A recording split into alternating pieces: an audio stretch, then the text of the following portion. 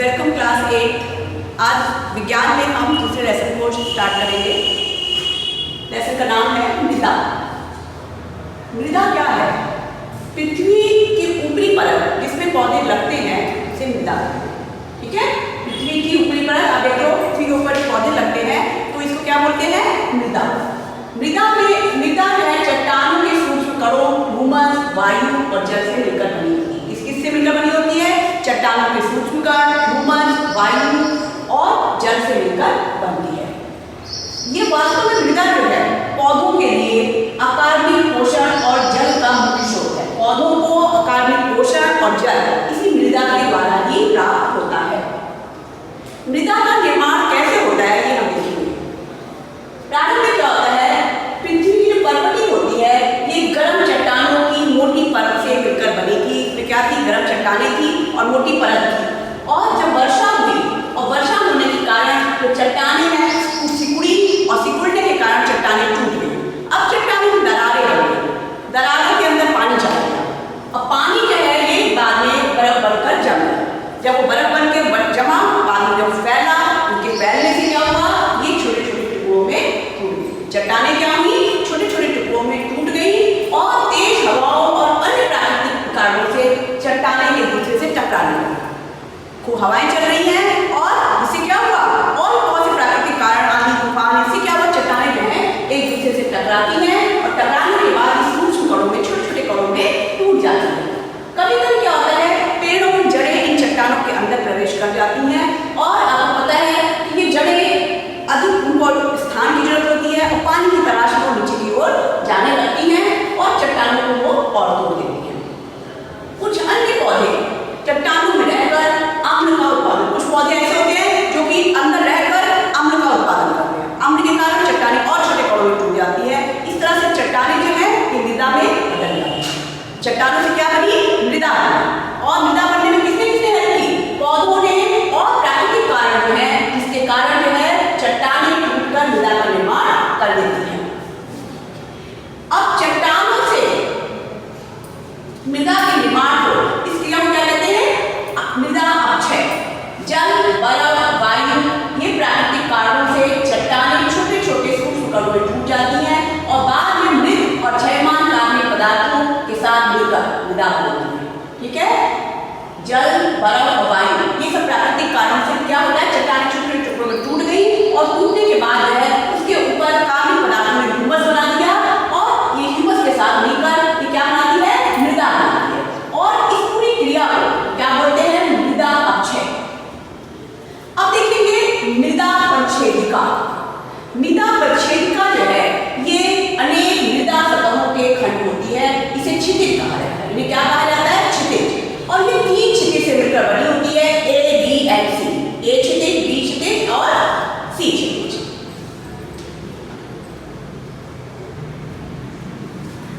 क्षितिजों को दिखाती मृदा परिच्छेदिका। अगर हम मृदा के परिच्छेदिका को देखें तो आप कुएं को अगर देखते हैं, कुएं में गहराई खोदा जाता है तो ऊपर आपको किनारे में देखेंगे मिट्टी की जो परिच्छेदिका है उसमें आपको दिखाई देगी, या किसी तालाब में देखने किनारे वहां भी आपको इसका मिट्टी की लेयर्स दिखाई देती है। तो एक जो क्षितिज है सबसे ऊपर वाली परत, ये गाढ़े रंग की परत होती है, गहरे रंग की होती है। इसमें खनिज और ह्यूमस भरपूर मात्रा में पाया जाता है। ह्यूमस जो बनता कैसे है? पौधे और जंतुओं के सड़ने से। पौधे और जंतु जो पृथ्वी पर गिर जाते हैं, वो जब सड़ जाते हैं तो बैक्टीरिया जब सड़ा देता है तो ये क्या बनाती है? ह्यूमस का निर्माण होती है। ह्यूमस के कारण ही मृदा जो है उपजाऊ होती है। इसकी फर्टिलिटी जो है उपजाऊ किस कारण से होती है? ह्यूमस के कारण होती है। और ये ह्यूमस जो है यही पौधे को पोषण प्रदान करता है। ह्यूमस ही पौधे को पोषण प्रदान करता है। ह्यूमस के कारण जो है मिट्टी जो है बहुत उपजाऊ होती है और इसी के कारण ये छिद्रयुक्त होती है, मुलायम होती है और ज्यादा जल अवशोषित करती है। ह्यूमस नहीं होगा तो जल का अवशोषण कम होगा और इसी कारण ये छिद्रयुक्त भी होती है और मुलायम भी होती है, अधिक से अधिक जल को अवशोषित करती है।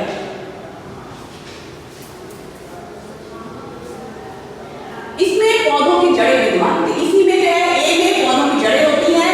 बड़े पेड़ों की दशा में जड़ें, जब पेड़ बड़े होते हैं तो वे नीचे चली जाती है, क्षितिज भी मिल जा सकती है।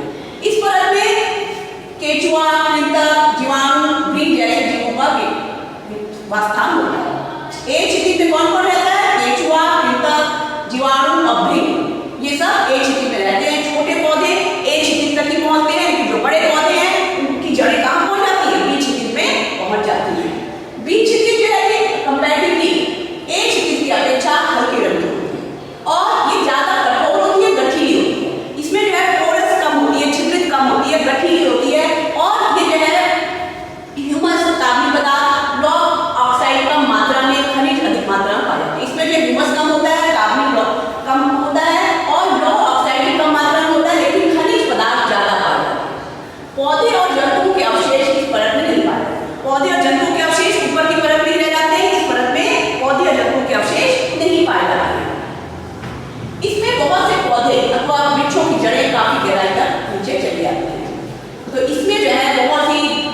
है और जो इनके वृक्षों की जड़ें जो है क्षितिज भीतर आ जाती हैं, इसमें ह्यूमस नहीं होता है और यह अपेक्षाकृत गठीला और मजबूत होता है। तीसरी परत होती है सीट, ये सबसे नीचे की परत होती है और मध्य सतह के जस्ट नीचे होती है। यह चट्टानों के टुकड़ों, दरारों और विदारिकाओं से बनी हुई होती है। किससे किससे बनी होती है? चट्टानों के टुकड़ों से और दरारों से और विदारिकाओं से। इन सतहों के नीचे चट्टाने के और क्षितिज सी के नीचे जो है चट्टानी की सतह होती है और इसको कि आप कुदाल के द्वारा खोदेंगे तो खोदना मुश्किल होता है। इस तरह से मृदा में कितने क्षितिज हुए? क्षितिज ए, क्षितिज बी, क्षितिज सी। और नीचे इसके क्या होता है? इसके नीचे चट्टानों की सतहें हुई जिनको कि आप इतनी कड़ी होती है जिनको कि आप कुदालों की सहायता से भी नहीं तोड़ सकते हैं। अब देखिए मृदा की बनावट। मृदा भिन्न स्थानों पर रंग, जाल, नमी और मृदा के टुकड़े के आकार में भिन्न होता है। मृदा में उपस्थित रसायन रंगों को दिखाता है। ठीक है, अलग अलग जगह की मिट्टी जो अलग अलग तरह की होती है, उनकी बनावट अलग तरह की होती है, उसमें नमी अलग उसमें होती है और टुकड़ों के आकार भी उसमें अलग अलग विभिन्न आकार के होते हैं। मृदा में जो रसायन जो है अलग अलग रंग के होते हैं। ह्यूमस और जल काले रंग को दिखाता है। ह्यूमस और जल काले रंग को, जबकि लौह के ऑक्साइड होते हैं ये लाल रंग। अगर लौह के ऑक्साइड पाए जाएंगे तो कैसा रंग होगा? लाल रंग होगा। कुछ मिट्टी का रंग भूरा, लाल, कुछ काला, कुछ रेतीली और कुछ पर्वतीय और कुछ पथरीली होती है। कुछ मृदा से जल का निकास सरलतम से हो जाता है। कुछ मिट्टी ऐसी होती है कि जल जो है आसानी से उससे निकल जाता है, जबकि कुछ मृदा में अधिक जल की आवश्यकता होती है। तो जब जल आसानी से निकल जाएगा तो जल की अधिक आवश्यकता होती है। छिद्रयुक्त मिट्टी को अधिक जल, जहां मिट्टी छिद्रित होगी तो उसको ज्यादा जल की आवश्यकता होगी, अधिकांश जल जो है वो बह जाएगा। मृदा संरचना मुख्य रूप से मृदा के टुकड़ों के आकार पर निर्भर। मृदा की संरचना कैसी है ये इस पर डिपेंड करता है कि वो किन किन टुकड़ों से मिलकर बनी हुई होती है। ऊपरी परत विभिन्न स्थानों पर उपस्थित टुकड़ों के आकार के आधार पर भिन्न होती है। अब देखिए भारतीय मिट्टी के प्रकार। भारत में कौन कौन सी मिट्टी पाई जाती है? इसमें पहली मिट्टी जो है आप देखेंगे लाल मृदा। लाल मृदा होता है, लाल रंग किस कारण से होता है? लौह ऑक्साइड होता है। लाल रंग की उपस्थिति लौह ऑक्साइड की उपस्थिति को दिखाती है। इसमें अधिक मात्रा में ह्यूमस नहीं होता, ह्यूमस कम होता है, लौह ऑक्साइड ज्यादा होता है, जिसके कारण ये कैसा होता है? लाल रंग होता है। लेकिन ये गोबर की खाद और कृत्रिम खाद से अधिक उपजाऊ होता है। लेकिन ये उपजाऊ ज्यादा होती है, गोबर की खाद से ज्यादा उपजाऊ है और कृत्रिम खाद जो डालते हैं उससे ज्यादा उपजाऊ है, क्योंकि इसमें लौह ऑक्साइड पाया जाता है। कुछ स्थान पर एल्यूमिनियम ऑक्साइड लौह ऑक्साइड से अधिक पाया जाता है। किसी स्थान पर क्या होता है? एल्यूमिनियम ऑक्साइड भी पाया जाता है, जो कि लौह ऑक्साइड से ज्यादा होता है। ये कहां कहां पाई जाती है? आंध्र प्रदेश, उड़ीसा, छत्तीसगढ़, पूर्वी मध्य प्रदेश, केरल के बाहरी भागों में लाल मिट्टी पाई जाती है। अब देखिए काली मिट्टी। काली मिट्टी में लोहा, कैल्शियम, मैग्नीशियम, एल्यूमिनियम होता है। इसमें कपास और गन्ना उगाया जाता है और ये बेसॉल्ट से मिलकर बना होता है। ये कहां पाई जाती है काली मिट्टी? महाराष्ट्र में, आंध्र प्रदेश के कुछ भागों में, मध्य प्रदेश और गुजरात में काली मिट्टी पाई जाती है। तीसरी मिट्टी है जलोढ़ मिट्टी। जलोढ़ मिट्टी का निर्माण गंगा, यमुना जैसे नदियों में कंकड़, बालू, चिकनी मिट्टी के छनने के बाद एकत्रित साधारण चिकने अवसाद से होता है। और ये मिट्टी, जलोढ़ मिट्टी जो है ये हरियाणा का समतल भाग, उत्तर प्रदेश, बिहार, झारखंड, छत्तीसगढ़, बंगाल, कटी, उड़ीसा और आंध्र प्रदेश में पाई जाती है। इस तरह से 3 प्रकार की मिट्टी हो गई। कौन कौन सी? लाल मृदा, काली मिट्टी और जलोढ़ मिट्टी। अब देखेंगे रेतीली मिट्टी। रेतीली मिट्टी का निर्माण तेज हवा के द्वारा ऊपरी परत को हटा देने से होता है। जब हवा चलती है और मिट्टी की ऊपरी परत हट जाती है तो रेतीली मिट्टी का निर्माण होता है। ये रेतीली होती है और छिद्रयुक्त होती है। इसमें लवण की मात्रा ज्यादा होती है। ऐसी मिट्टी वाली भूमि में सिंचाई की जाए तो फसल की उपज अच्छी हो सकती है। इसमें जो है फसल अच्छी होती है। और ये गुजरात, ऐसा क्षेत्र गुजरात के भाग में, राजस्थान में और उत्तरी भारत में लद्दाख है। अब देखिए नेक्स्ट पर्वतीय मिट्टी। यह मिट्टी भिन्न भिन्न स्थानों पर बदलती रहती है, लेकिन यह अत्यधिक उपजाऊ होती है। ये मिट्टी बहुत ही उपजाऊ होती है। इसमें ह्यूमस की मात्रा अधिक होती है। ह्यूमस ज्यादा होने से ये ज्यादा उपजाऊ होती है।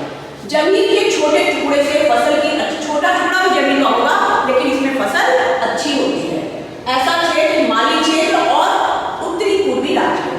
तो पर्वतीय मिट्टी ये उपजाऊ होती है। छोटे से क्षेत्र में भी अगर कोई फसल लगाते हैं तो अच्छी फसल होती है।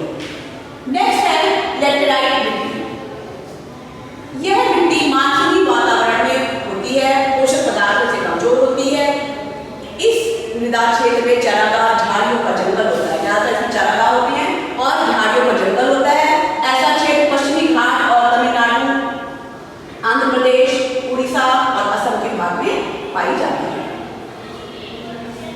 मृदा के प्रकार। मृदा संरचना क्रम के आधार पर मृदा को निम्नलिखित समूहों में बांटा जा सकता है। पहला है रेतीली मिट्टी।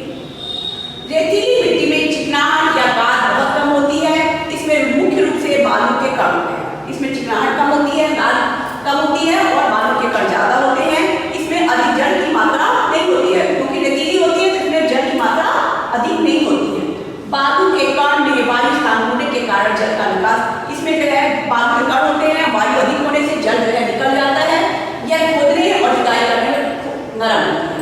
इसको जुताई करिए या जोतिए के लिए बहुत ही नरम होती है और इस मिट्टी में खनिज पदार्थ जल के द्वारा बह जाते हैं। खनिज पदार्थ जो है ज्यादातर बह जाते हैं।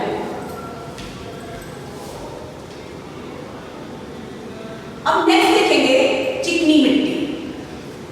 इस मिट्टी की विशेषता क्या है? चिकनाहट। जब चिकनाहट होगी तो पानी अगर जो आपने डाला वो वही बना रहेगा और इसमें पानी ज्यादा देर तक बना रहता है, जल अधिक रहता है, इसमें हमेशा नमी रहती है। और अच्छी चिकनी मिट्टी के बीच वायु स्थान बहुत कम होता है। अच्छी चिकनी हुई तो वायु स्थान नहीं होगा, क्योंकि चिकनी है तो उसमें पोरस नहीं होगी, में रंध्र नहीं पाए जाएंगे और ये जो है पानी का संचय कम होगा।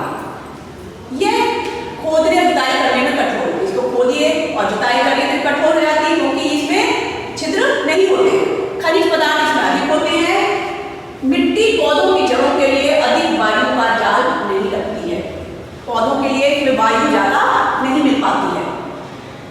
दोमट मिट्टी, ये जो है सबसे अच्छी मिट्टी है, ह्यूमस के हिसाब से सबसे अच्छी होती है, क्योंकि इसमें चिकनी और रेतीली दोनों का ही मिश्रण होता है।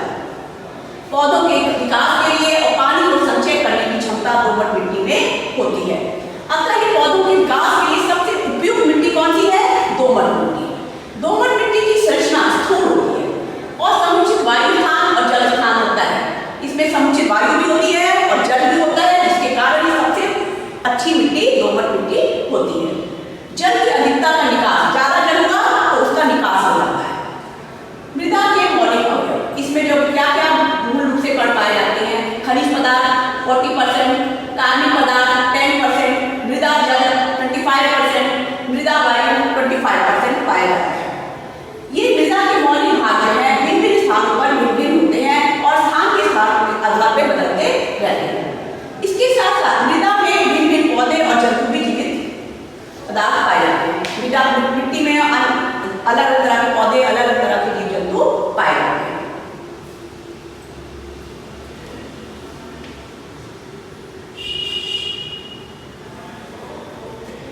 खनिज पदार्थ। खनिज पदार्थ का निर्माण करने वाले मृदा के टुकड़ों के आकार की व्याख्या करती है। विभिन्न आकार के टुकड़ों वाली मृदा विभिन्न गुण रखती है। अगर आकार अलग है तो उनकी गुण भी अलग अलग होंगे। जैसे आकार होंगे मिट्टी के कणों के, वैसे ही मिट्टी का गुण होगा।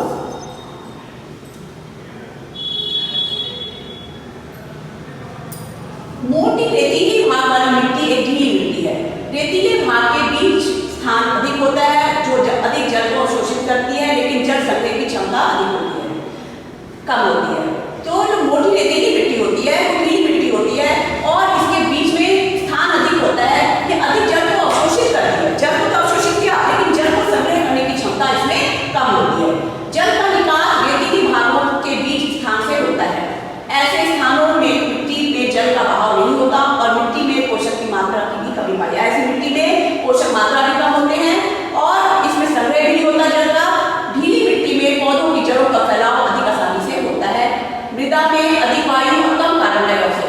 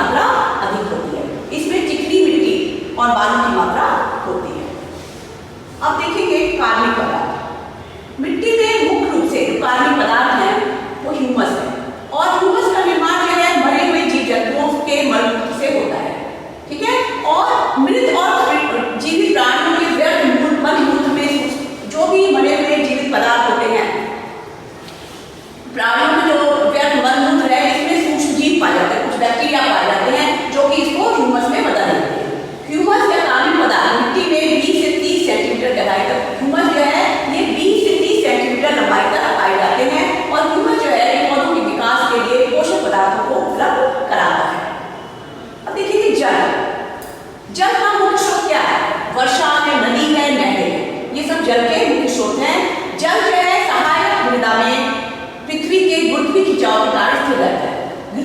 पृथ्वी जो है नीचे गुरुत्वीय बल लगता है, जिसके कारण जो है जल जो है वो स्थिर रहता है और इसको क्या कहते हैं, गुरुत्वीय जल। मृदा के भागों के बीच में स्थानों में जल होते हैं। मृदा के जो टुकड़े होते हैं उन टुकड़ों के बीच में भी जल पाया जाता है और जो टुकड़ों की मृदा के टुकड़ों के बीच में भी जल पाया जाता है, इसको केशिकी जल कहते हैं। क्या बोलते हैं इसको? केशिकी जल कहते हैं। वास्तव में ये जो रासायनिक जल होता है इसे क्रिस्टलीय जल भी कहते हैं और यही जो है पौधों के काम में आता है। वायु, पौधों द्वारा जल के अवशोषण के लिए वायु आवश्यक है। पौधों की जड़ों और दूसरे बहुत सारे व्यवहारिक श्वसन के लिए वायु की आवश्यकता होती है। वायु मृदा में विभिन्न मात्रा में सदैव उपस्थित रहती है। मिट्टी में वायु हमेशा उपस्थित रहती है, हर मिट्टी में अलग अलग मात्रा में वायु उपस्थित रहती है। मृदा के जंतु और वनस्पति वायु दिखाया हुआ है, इसमें मिट्टी है, इसमें पौधे देखे लगे हुए हैं, इसमें देखिएगा आपको केंचुए दिख रहे हैं, ये दिख रहा है, जीव जंतु दिख रहे हैं, पौधे भी दिख रहे हैं, कुछ प्लांट है और कुछ एनिमल्स है। ये मिट्टी का अंश दिखाया गया है। मृदा में पौधे उनकी जड़ों और नाइट्रोजनीकरण करने वाले जीवाणु प्रतिरूपक जीवाणु जो लेग्यूमिनस पौधों की जड़ों रहते हैं। मिट्टी में जो दालों वाले पौधे होते हैं उनकी जड़ों में गांठें पाई जाती हैं और उन गांठों में बैक्टीरिया निवास करता है, इसको कहते हैं लेग्यूमिनस प्लांट्स।